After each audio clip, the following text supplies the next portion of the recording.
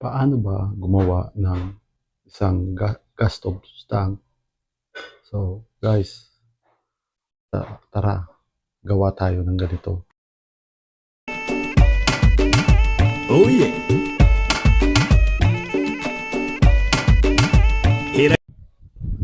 Hello guys, it's me again, Antec. So, ngayon may bago tayong project na gagawin. Ito, isang stove rack na gagawin natin. So, ito yung materials na gagamitin natin. So, samahan nyo, gagawin by pwede na kayo. Tara, putuloy na natin to.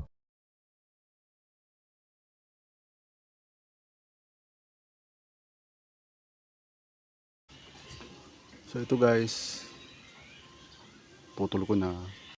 Bol naman tayo. Yung iba, pang-ano na lang natin, dadagdag lang natin. Kulang yung ibang na tatabas na lang tayo ng panibago.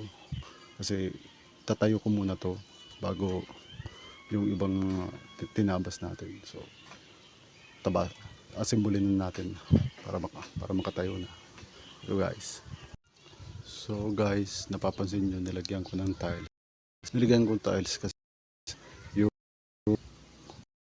kanto sakto yun dito sa 4x4 na tiles. So dapat na lang natin kasi dapat eskwalado siya para pagbaliktad natin, yun na yun ang kalalabasan niya.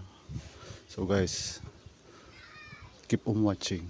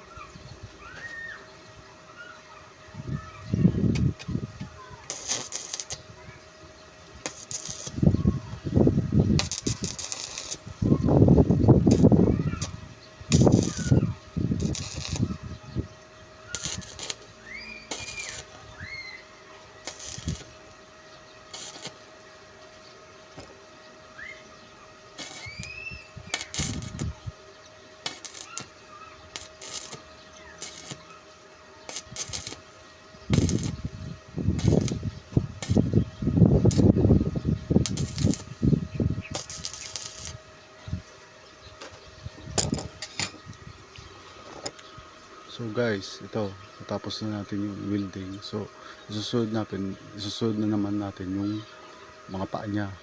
Pataas. Dapat natin to. So, mamaya. So, ito guys, ito na yung mga paa niya. Ilalagay na natin dito sa isa.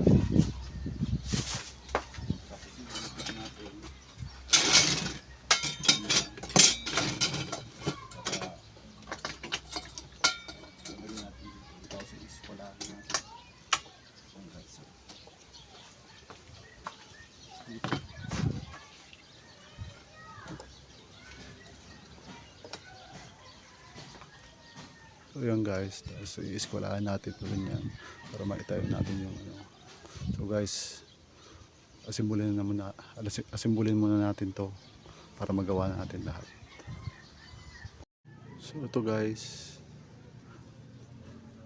nailagay na natin yung mga brace dito. So susunod naman natin yung mga yung sa gitna, tapos i-divide natin sa tatlo, tapos yung sa kabila ng lalagyan natin ng brace na pagitna, yung sa kabila yung sa tangke naman.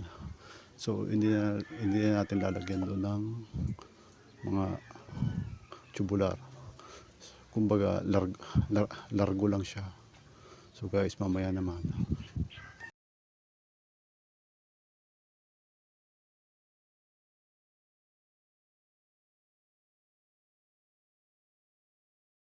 So ayan guys, ilagay na natin tong ano niya, stand.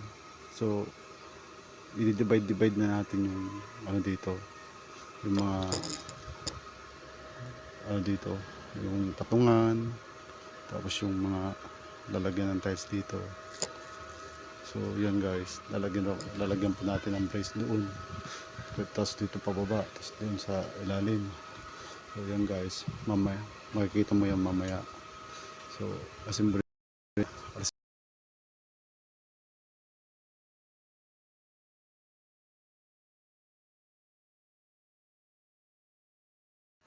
So ito guys, nailagay na natin yung mga ano sa gitna, mga tubular na divider sa gitna. Nailagay na natin yung sa gitna din. So ang gagawin na natin tayo, full width na lang natin kasi lahat ito naka spot lang. So full width na natin, tapos i-grind natin para paglapat ng mga tiles is asertado na. So guys, samahan nyo ako guys, i-full width na natin to.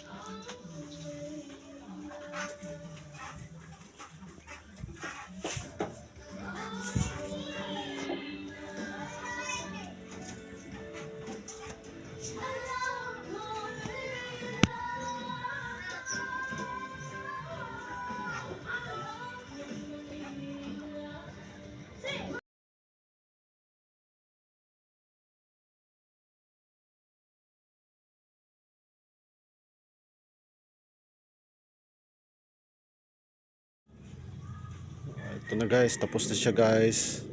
Nalagay ko na yung ano sa ilalim. Napaka simple lang na nilagay natin ng brace na papatungan ng gasol. So yan, nilagyan ko na ng ito. Yan, tapos dito sa baba, dito sa taas. Yan. So ito, nag-grind ko na. Hindi ko naman gin-grind na manipis kasi manipis itong bakal na to. So yan guys, pipinturan na muna natin. Tapos finished product na. So ito guys, pipinturan na natin. Nabili kasi ako na ganito, quick dry. Kaso wala akong mabili na malaki. So ito na lang pipinturan natin guys. So, pintura natin guys.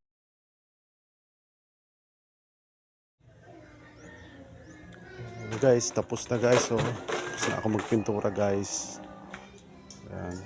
So, papatuyuin na lang natin yung mga pintura na yan. Tapos ilalagay na natin tong tiles na yan. So, ilalagay natin dito sa ibabaw. Tapos dito sa ibabaw. Ayan. So guys, patuyuin na lang natin ito dito. Mamaya. So, ito na guys. Pinasok ko na dito sa loob ng bahay namin kasi sa labas na ulan. So, ito na guys. Tapos na natin, natuyo na siya. Hindi ko na pinakita na paglagay ko ng tiles. Ito naman siya. Ayan. Ito naman siya. Ito naman lang. So, siguro, lalagyan ko na itong mga silicone kung kailan na lang. Kasi wala pa ako nabibili. So, ito na guys. So,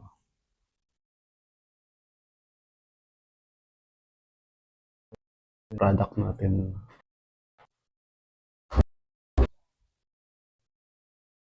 Yun.